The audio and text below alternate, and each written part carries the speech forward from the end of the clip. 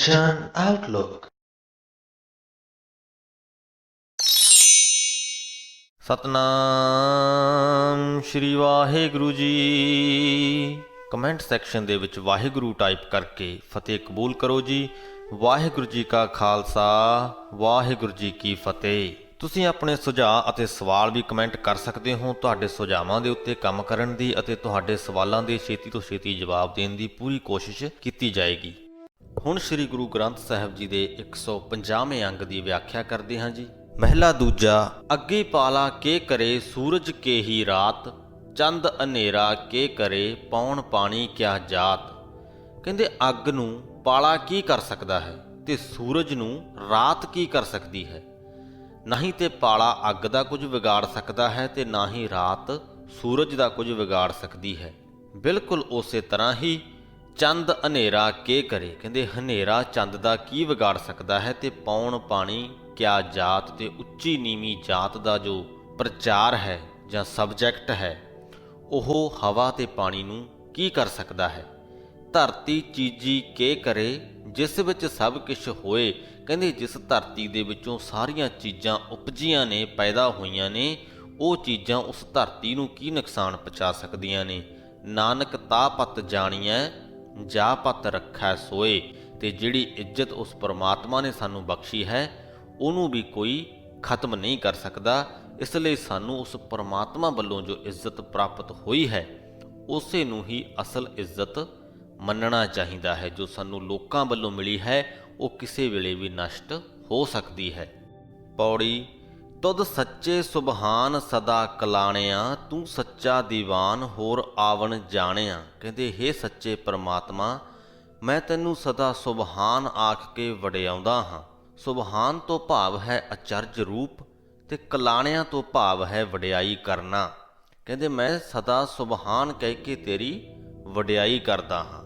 ਜਿਸ ਤਰ੍ਹਾਂ ਕਿ ਇਸਲਾਮ ਦੇ ਵਿੱਚ ਲੋਕ ਜਦੋਂ ਕੋਈ ਬਹੁਤ ਵਧੀਆ ਗੱਲ ਹੁੰਦੀ ਹੈ, ਸੋਹਣੀ ਚੀਜ਼ ਵਾਪਰਦੀ ਹੈ ਤਾਂ ਉੱਥੇ ਸੁਬਹਾਨ ਅੱਲਾ ਕਹਿੰਦੇ ਨੇ, ਤਾਂ ਉਹਨਾਂ ਦਾ ਅਰਥ ਵੀ ਇਹੀ ਹੁੰਦਾ ਹੈ ਕਿ ਉਹ ਜੋ ਅੱਲਾ ਹੈ ਉਹ ਅਚਰਜ ਰੂਪ ਹੈ। ਤਾਂ ਗੁਰੂ ਜੀ ਵੀ ਉਸ ਪਰਮਾਤਮਾ ਨੂੰ ਅਚਰਜ ਰੂਪ ਕਹਿ ਕੇ ਉਹਦੀ ਵਡਿਆਈ ਕਰਦੇ ਨੇ। ਤੂੰ ਸੱਚਾ ਦੀਵਾਨ, ਕਹਿੰਦੇ ਤੇਰਾ ਦਰਬਾਰ ਤੇ ਤੂੰ ਸਦਾ ਕਾਇਮ ਰਹਿਣ ਵਾਲੇ ਨੇ। ਹੋਰ ਆਵਣ ਜਾਣਿਆ, ਤੇ ਜਿਹੜੇ ਬਾਕੀ ਦੇ ਜੀਵ ਨੇ ਉਹ ਜੰਮਦੇ ਮਰਦੇ ਰਹਿੰਦੇ ਨੇ। ਹੁਣ ਅਸੀਂ ਜੋ ਜੰਮਣ ਮਰਨ ਦਾ ਜੋ ਇਹ ਸਾਰਾ ਖੇਡ ਹੈ ਉਹਨੂੰ ਇੱਕ ਅਲੱਗ ਵੀਡੀਓ ਦੇ ਵਿੱਚ ਐਕਸਪਲੇਨ ਕੀਤਾ ਹੈ। ਉਹ ਵਾਲਾ ਜੰਮਣ ਮਰਨ ਵੱਖਰਾ ਹੈ, ਪਰ ਜਿਹੜਾ ਇੱਥੇ ਜੋ ਗੱਲ ਹੋ ਰਹੀ ਹੈ ਕਿ ਹੋਰ ਆਵਣ ਜਾਣਿਆ, ਇੱਥੇ ਜੀਵਾਂ ਦੇ ਅਸਲੀ ਜਨਮ ਤੇ ਅਸਲੀ ਮਰਨ ਦੀ ਗੱਲ ਹੋ ਰਹੀ ਹੈ ਕਿ ਜਿਹੜੇ ਜੀਵ ਨੇ ਉਹ ਧਰਤੀ ਦੇ ਉੱਤੇ ਜੰਮਦੇ ਵੀ ਨੇ ਤੇ ਉਹ ਮਰ ਵੀ ਜਾਂਦੇ ਨੇ।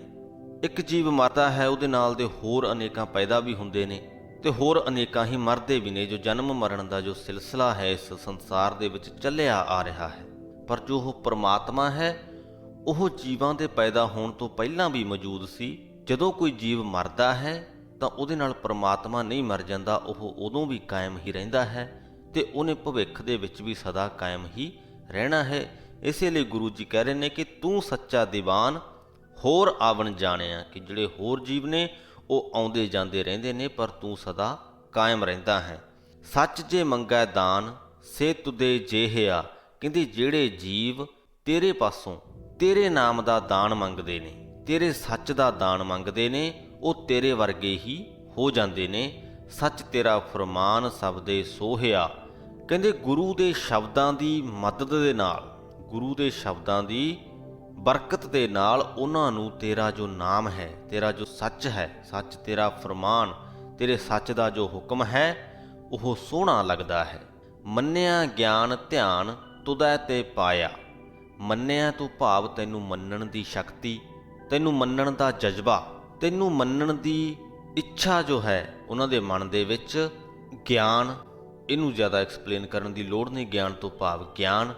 ਧਿਆਨ ਕੀ ਤੇਰੇ ਚਰਨਾਂ ਦੇ ਵਿੱਚ ਧਿਆਨ ਜੋੜਨਾ, ਸੁਰਤ ਨੂੰ ਤੇਰੇ ਨਾਲ ਜੋੜਨਾ। ਇਹ ਤਿੰਨੋਂ ਚੀਜ਼ਾਂ ਮੰਨਿਆ ਗਿਆਨ ਧਿਆਨ ਤੁਦੈ ਤੇ ਪਾਇਆ, ਕਹਿੰਦੇ ਤੇਰੇ ਤੋਂ ਹੀ ਪ੍ਰਾਪਤ ਹੁੰਦੀਆਂ ਨੇ।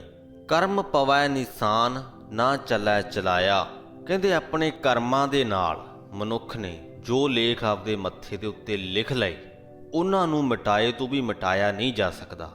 ਤੁਸੀਂ ਜਿਸ ਤਰ੍ਹਾਂ ਦੇ ਕਰਮ ਕੀਤੇ ਉੱਦਾਂ ਦੀ ਤੁਹਾਡੀ ਜਿਹੜੀ ਸੋਚ ਬਣ ਗਈ, ਜਾਂ ਤੁਹਾਡੇ ਚੰਗੇ ਜਾਂ ਮਾੜੇ ਕਰਮਾਂ ਦੇ ਕਰਕੇ ਤੁਹਾਡੇ ਤੇ ਕੋਈ ਨਿਸ਼ਾਨ ਲੱਗ ਗਿਆ।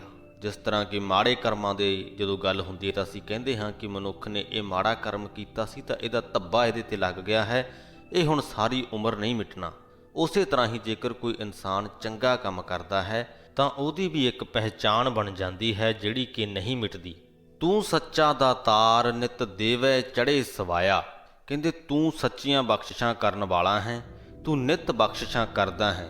ਨਿਤ ਦੇਵੈ ਯਾਨੀ ਕਿ ਨਿਤ ਦਿਨ, ਚੜ੍ਹੈ ਨਿਤ ਦਿਨ ਚੜ੍ਹਦੇ ਹੀ ਤੂੰ ਸਵਾਇਆ, ਜਿੰਨੀਆਂ ਬਖਸ਼ਿਸ਼ਾਂ ਕੱਲ੍ਹ ਕੀਤੀਆਂ ਸੀ ਉਹਦੇ ਨਾਲੋਂ ਵੀ ਜ਼ਿਆਦਾ ਬਖਸ਼ਿਸ਼ਾਂ ਜੀਵਾਂ ਦੇ ਉੱਪਰ ਕਰਦਾ ਹੈ। ਨਾਨਕ ਮੰਗੈ ਦਾਨ ਜੋ ਤੁਧ ਭਾਇਆ, ਕਿ ਨਾਨਕ ਤੇਰੇ ਪਾਸੋਂ ਉਹ ਦਾਨ ਮੰਗਦਾ ਹੈ ਜਿਹੜਾ ਤੈਨੂੰ ਚੰਗਾ ਲੱਗਦਾ ਹੈ। ਸ਼ਲੋਕ ਮਹਿਲਾ ਦੂਜਾ। ਦੀਖਿਆ ਆਖ ਬੁਝਾਇਆ ਸਿਫਤੀ ਸੱਚ ਸਮਿਓ, ਤਿਨ ਕੋ ਕਿਆ ਉਪਦੇਸੀਆ ਜਿਨ ਗੁਰੂ ਨਾਨਕ ਦਿਓ। ਦੀਖਿਆ ਤੋਂ ਭਾਵ ਸਿੱਖਿਆ ਤੇ ਬੁਝਾਇਆ ਤੋਂ ਭਾਵ ਗਿਆਨ ਦੇਣਾ, ਬੁਝਾ ਦੇਣਾ, ਕਿਸੇ ਗੱਲ ਨੂੰ ਸਮਝਾ ਦੇਣਾ। ਗੁਰੂ ਜੀ ਕਹਿੰਦੇ ਕਿ ਹੇ ਨਾਨਕ, ਜਿਨ੍ਹਾਂ ਨੂੰ ਗੁਰੂ ਮਿਲਿਆ ਹੈ, ਜਿਨ ਗੁਰੂ ਨਾਨਕ ਦਿਓ, ਕਿ ਹੇ ਨਾਨਕ ਜਿਨ੍ਹਾਂ ਨੂੰ ਗੁਰੂ ਨੇ ਦਿੱਤਾ ਹੈ, ਗੁਰੂ ਨੇ ਬਖਸ਼ਿਆ ਹੈ। ਕੀ ਬਖਸ਼ਿਆ ਹੈ? ਦੀਖਿਆ ਆਖ ਬੁਝਾਇਆ, ਆਪਣੀ ਸਿੱਖਿਆ ਦੇ ਰਾਹੀਂ ਗਿਆਨ ਬਖਸ਼ਿਆ ਹੈ। ਸਿਫਤੀ ਸੱਚ ਸਮਿਓ, ਪਰਮਾਤਮਾ ਦੀ ਸਿਫਤ ਸਲਾਹ ਦੀ ਬਾਣੀ ਦੇ ਰਾਹੀਂ ਪਰਮਾਤਮਾ ਦੇ ਸੱਚ ਦੇ ਵਿੱਚ ਜਿਨ੍ਹਾਂ ਨੂੰ ਸਮਾ ਦਿੱਤਾ ਹੈ। ਤਿਨ ਕੋ ਕਿਆ ਉਪਦੇਸੀ ਹੈ, ਕਹਿੰਦੇ ਉਹਨਾਂ ਨੂੰ ਕਿਸੇ ਹੋਰ ਉਪਦੇਸ਼ ਦੀ ਕੀ ਲੋੜ ਹੈ। ਸਿੰਪਲ ਭਾਸ਼ਾ ਦੇ ਵਿੱਚ ਜੇਕਰ ਅਸੀਂ ਗੱਲ ਕਰੀਏ ਤਾਂ ਕਹਿੰਦੇ ਕਿ ਪਰਮਾਤਮਾ ਦੇ ਨਾਮ ਦੇ ਵਿੱਚ ਜੁੜਨ ਤੋਂ ਵੱਡੀ ਕੋਈ ਸਿੱਖਿਆ ਨਹੀਂ ਹੈ। ਜੇਕਰ ਤੁਹਾਨੂੰ ਗੁਰੂ ਨੇ ਪਰਮਾਤਮਾ ਦੇ ਨਾਲ ਜੁੜਨ ਦੀ ਸਿੱਖਿਆ ਦੇ ਦਿੱਤੀ ਤਾਂ ਤੁਹਾਨੂੰ ਕਿਸੇ ਹੋਰ ਉਪਦੇਸ਼ ਦੀ ਲੋੜ ਨਹੀਂ ਰਹਿੰਦੀ। ਮਹਿਲਾ ਪਹਿਲਾ। ਆਪ ਬੁਝਾਏ ਸੋਈ ਬੁਝੈ, ਜਿਸ ਆਪ ਸੁਝਾਏ ਤਿਸ ਸਭ ਕਿਛ ਸੂਝੈ। ਕਹਿੰਦੇ ਜਿਹੜੇ ਮਨੁੱਖ ਨੂੰ ਉਹ ਪਰਮਾਤਮਾ ਆਪ ਸੋਝੀ ਦਿੰਦਾ ਹੈ, ਆਪ ਮੱਤ ਬਖਸ਼ਦਾ ਹੈ, ਉਸੇ ਨੂੰ ਹੀ ਮੱਤ ਆਉਂਦੀ ਹੈ। ਜਿਸ ਆਪ ਸੁਝਾਏ, ਕਹਿੰਦੇ ਜਿਹਨੂੰ ਉਹ ਆਪ ਸੂਝ ਬਖਸ਼ਦਾ ਹੈ, ਸਮਝ ਬਖਸ਼ਦਾ ਹੈ, ਤਿਸ ਸਭ ਕਿਛ ਸੂਝੈ, ਉਹਨੂੰ ਸਾਰੇ ਕਾਸੇ ਦੀ ਹੀ ਸਮਝ ਆ ਜਾਂਦੀ ਹੈ, ਉਹਨੂੰ ਜੀਵਨ ਦੇ ਹਰ ਪਹਿਲੂ ਦੀ ਸਮਝ ਆ ਜਾਂਦੀ ਹੈ। ਕਹਿ ਕਹਿ ਕਥਨਾ ਮਾਇਆ ਲੂਝੈ। ਤੇ ਜੇ ਅਸਲ ਦੇ ਵਿੱਚ ਮਨੁੱਖ ਦੇ ਕੋਲੇ ਅਕਲ ਨਾ ਹੋਵੇ, ਸੂਝ ਨਾ ਹੋਵੇ, ਤੇ ਫਿਰ ਵੀ ਉਹ ਬਾਰ-ਬਾਰ ਕਹੀ ਜਾਵੇ ਕਿ ਮੇਰੇ ਕੋਲੇ ਬਹੁਤ ਸਮਝ ਹੈ, ਤਾਂ ਉਹ ਸਾਰੇ ਦਾ ਸਾਰਾ ਜੋ ਕਹਿਣਾ ਹੈ ਉਹ ਵਿਅਰਥ ਜਾਂਦਾ ਹੈ। ਅਸਲੇ ਦੇ ਵਿੱਚ ਜੋ ਉਹ ਮਨੁੱਖ ਹੈ ਮਾਇਆ ਦੇ ਵਿੱਚ ਹੀ ਗੁੰਨਿਆ ਹੋਇਆ ਹੁੰਦਾ ਹੈ। ਹੁਕਮੀ ਸਗਲ ਕਰੇ ਆਕਾਰ, ਕਹਿੰਦੇ ਉਹ ਜੋ ਪ੍ਰਮਾਤਮਾ ਹੈ ਆਪਣੇ ਹੁਕਮ ਦੇ ਨਾਲ ਹੀ ਸਾਰੇ ਜੀਵ ਜੰਤੂ ਪੈਦਾ ਕਰਦਾ ਹੈ, ਉਹਨਾਂ ਨੂੰ ਆਕਾਰ ਦਿੰਦਾ ਹੈ। ਆਪੇ ਜਾਣੈ ਸਰਬ ਵਿਚਾਰ, ਉਹਨਾਂ ਦੀ ਸਾਂਭ ਸੰਭਾਲ ਕਿਵੇਂ ਕਰਨੀ ਹੈ। ਉਹ ਸਾਰੇ ਜੀਵ ਜੰਤੂ ਜਿਹੜੇ ਪੈਦਾ ਕੀਤੇ ਨੇ ਉਹਨਾਂ ਦੇ ਬਾਰੇ ਜੋ ਵਿਚਾਰ ਹੈ ਉਹ ਵੀ ਉਹ ਪਰਮਾਤਮਾ ਆਪ ਹੀ ਕਰਦਾ ਹੈ ਕਿ ਕਿਸ ਨੂੰ ਕੀ ਦੇਣਾ ਹੈ। ਇਹ ਸਾਰਾ ਕੁਝ ਉਹ ਆਪ ਸੋਚਦਾ ਹੈ। ਅਖਰ ਨਾਨਕ ਅਖਿਓ ਆਪ, ਲਹੈ ਭਰਾਤ ਹੋਵੈ ਜਿਸ ਦਾਤ। ਲਹੈ ਭਰਾਤ ਤੋਂ ਭਾਵ ਕਿ ਮਨ ਦੀ ਜੋ ਭਟਕਣਾ ਹੈ ਦੂਰ ਹੋ ਜਾਣੀ। ਕਹਿੰਦੇ ਜਿਨ੍ਹਾਂ ਮਨੁੱਖਾਂ ਨੂੰ ਉਹ ਦਾਤ ਬਖਸ਼ਦਾ ਹੈ ਉਹਨਾਂ ਦੀ ਮਨ ਦੀ ਭਟਕਣਾ ਦੂਰ ਹੋ ਜਾਂਦੀ ਹੈ। ਉਹ ਕੌਣ? ਉਹ ਅਖਰ ਤੇ ਅਖਿਓ ਪਰਮਾਤਮਾ। ਅਖਰ ਤੋਂ ਭਾਵ ਅਵਿਨਾਸ਼ੀ, ਜੋ ਕਦੇ ਨਾਸ਼ ਨਹੀਂ ਹੁੰਦਾ, ਤੇ ਅਖਿਓ ਤੋਂ ਭਾਵ ਜਿਸ ਦਾ ਕਦੇ ਖੈ ਨਾ ਹੋ ਸਕੇ। ਇਸ ਦਾ ਵੀ ਉਹੀ ਅਰਥ ਬਣਦਾ ਹੈ ਕਿ ਜੋ ਕਦੇ ਖਤਮ ਨਾ ਹੋ ਸਕੇ। ਸੋ ਕਹਿੰਦੇ ਕਿ ਜਿਸ ਮਨੁੱਖ ਨੂੰ ਉਸ ਅਵਿਨਾਸ਼ੀ ਤੇ ਕਦੇ ਵੀ ਨਾਸ਼ ਨਾ ਹੋਣ ਵਾਲੇ ਪਰਮਾਤਮਾ ਪਾਸੋਂ ਦਾਤ ਮਿਲਦੀ ਹੈ, ਉਹਦੀ ਮਨ ਦੀ ਭਟਕਣਾ ਦੂਰ ਹੋ ਜਾਂਦੀ ਹੈ। ਪੌੜੀ। ਹਉ ਢਾਡੀ ਵੇਕਾਰ ਕਰੈ ਲਾਇਆ, ਰਾਤ ਦਿਹੈ ਕੈ ਵਾਰ ਧੁਰੋ ਫਰਮਾਇਆ। ਕਹਿੰਦੇ ਕਿ ਮੈਂ ਵਿਹਲਾ ਸਾਂ, ਵੇਕਾਰ ਸਾਂ, ਤੇ ਮੈਨੂੰ ਢਾਡੀ ਬਣਾ ਕੇ ਪਰਮਾਤਮਾ ਨੇ ਇੱਕ ਚੰਗੇ ਕੰਮ ਦੇ ਵਿੱਚ ਲਾ ਦਿੱਤਾ ਹੈ।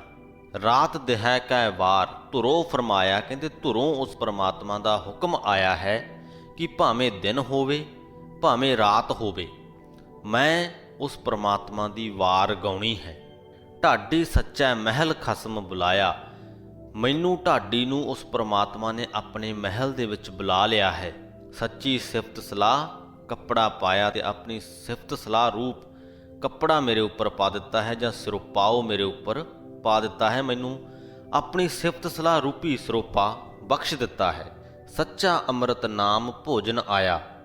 ਮੇਰੇ ਮਨ ਦੇ ਆਧਾਰ ਦੇ ਲਈ, ਮੇਰੇ ਮਨ ਦੀ ਤ੍ਰਿਪਤੀ ਦੇ ਲਈ ਸਦਾ ਕਾਇਮ ਰਹਿਣ ਵਾਲਾ, ਆਤਮਿਕ ਜੀਵਨ ਦੇਣ ਵਾਲਾ ਸੱਚਾ ਅੰਮ੍ਰਿਤ ਨਾਮ ਰੂਪੀ ਭੋਜਨ ਮੈਨੂੰ ਪ੍ਰਾਪਤ ਹੋਇਆ। ਗੁਰਮਤਿ ਖਾਧਾ ਰੱਜ ਤਿਨ ਸੁਖ ਪਾਇਆ। ਤੇ ਜਿਨ੍ਹਾਂ ਗੁਰਮੁਖਾਂ ਨੇ ਇਹ ਨਾਮ ਅੰਮ੍ਰਿਤ ਰੂਪ ਭੋਜਨ ਰੱਜ ਕੇ ਖਾਧਾ ਹੈ, ਉਹਨਾਂ ਨੇ ਸਦਾ ਸੁਖ ਪਾਇਆ ਹੈ। ਢਾਡੀ ਕਰੇ ਪਸਾਓ ਸ਼ਬਦ ਵਜਾਇਆ, ਕਿ ਮੈਂ ਢਾਡੀ ਜਿਵੇਂ ਜਿਵੇਂ ਉਸ ਪ੍ਰਮਾਤਮਾ ਦੀ ਸਿਫਤ ਸਲਾਹ ਦਾ ਗੀਤ ਗਾਉਂਦਾ ਹਾਂ, ਉਵੇਂ ਉਵੇਂ ਇਹ ਮਹਿਸੂਸ ਕਰਦਾ ਹਾਂ ਕਿ ਉਸ ਪ੍ਰਮਾਤਮਾ ਦੇ ਦਰ ਤੋਂ ਮਿਲਿਆ ਹੋਇਆ ਉਹ ਨਾਮ ਅੰਮ੍ਰਿਤ ਰੂਪੀ ਭੋਜਨ ਪ੍ਰਸ਼ਾਦ ਦੇ ਰੂਪ ਦੇ ਵਿੱਚ ਛਕਦਾ ਹਾਂ। ਨਾਨਕ ਸੱਚ ਸਲਾਹੇ ਪੂਰਾ ਪਾਇਆ, ਕਿ ਹੇ ਨਾਨਕ, ਉਸ ਪ੍ਰਮਾਤਮਾ ਦੀ ਸਿਫਤ ਸਲਾਹ ਕਰਕੇ, ਉਸ ਪ੍ਰਮਾਤਮਾ ਦੀ ਸੱਚ ਦਾ ਗੁਣਗਾਨ ਕਰਕੇ ਪੂਰੀ ਤਰ੍ਹਾਂ ਦੇ ਨਾਲ ਉਸ ਪ੍ਰਮਾਤਮਾ ਦੀ ਪ੍ਰਾਪਤੀ ਕੀਤੀ ਜਾ ਸਕਦੀ ਹੈ। ਸੋ ਇਸ ਦੇ ਨਾਲ ਹੀ ਸ੍ਰੀ ਗੁਰੂ ਗ੍ਰੰਥ ਸਾਹਿਬ ਜੀ ਦੇ 150ਵੇਂ ਅੰਗ ਦੀ ਤੇ ਨਾਲ ਦੀ ਨਾਲ ਹੀ ਰਾਗ ਮਾਝ ਦੀ ਬਾਣੀ ਦੀ ਵੀ ਸਮਾਪਤੀ ਹੁੰਦੀ ਹੈ। 151ਵੇਂ ਅੰਗ ਤੋਂ ਰਾਗ ਗੌੜੀ ਦੀ ਸ਼ੁਰੂਆਤ ਹੁੰਦੀ ਹੈ, ਜੋ ਕਿ ਆਪਾਂ ਅਗਲੀ ਵੀਡੀਓ ਤੋਂ ਸ਼ੁਰੂ ਕਰਾਂਗੇ। 150 ਅੰਗ ਤੱਕ ਪਹੁੰਚਣਾ ਇੱਕ ਸਫ਼ਰ ਦਾ ਮਾਈਲਸਟੋਨ ਜਾਂ ਮੀਲ ਪੱਥਰ ਅਸੀਂ ਮੰਨ ਸਕਦੇ ਹਾਂ। ਇਸ ਸਾਰੇ ਸਫ਼ਰ ਦੇ ਵਿੱਚ ਤੁਸੀਂ ਨਾਲ ਜੁੜੇ ਰਹੇ ਹੋ, ਤੁਹਾਡਾ ਬਹੁਤ ਬਹੁਤ ਧੰਨਵਾਦ ਹੈ। ਉਮੀਦ ਕਰਦੇ ਹਾਂ ਕਿ ਤੁਸੀਂ ਕੁਝ ਨਾ ਕੁਝ ਤੇ ਜ਼ਰੂਰ ਸਿੱਖਿਆ ਹੋਊਗਾ। ਕਈ ਲੋਕਾਂ ਦੇ ਕਮੈਂਟ ਵੀ ਆਉਂਦੇ ਨੇ ਕਿ ਉਹਨਾਂ ਦੀ ਜ਼ਿੰਦਗੀ ਬਦਲ ਗਈ ਹੈ ਬਾਣੀ ਦੇ ਨਾਲ ਜੁੜ ਕੇ, ਤਾਂ ਇਹ ਪੜ੍ਹ ਕੇ, ਇਹ ਸੁਣ ਕੇ ਮਨ ਨੂੰ ਬੜਾ ਚੰਗਾ ਲੱਗਦਾ ਹੈ। ਇਸੇ ਤਰ੍ਹਾਂ ਹੀ ਗੁਰੂ ਦੀ ਬਾਣੀ ਦੇ ਨਾਲ ਜੁੜੇ ਰਹੋ ਤੇ ਫਤਿਹ ਕਬੂਲ ਕਰੋ ਜੀ। ਵਾਹਿਗੁਰੂ ਜੀ ਕਾ ਖਾਲਸਾ, ਵਾਹਿਗੁਰੂ ਜੀ ਕੀ ਫਤਿਹ।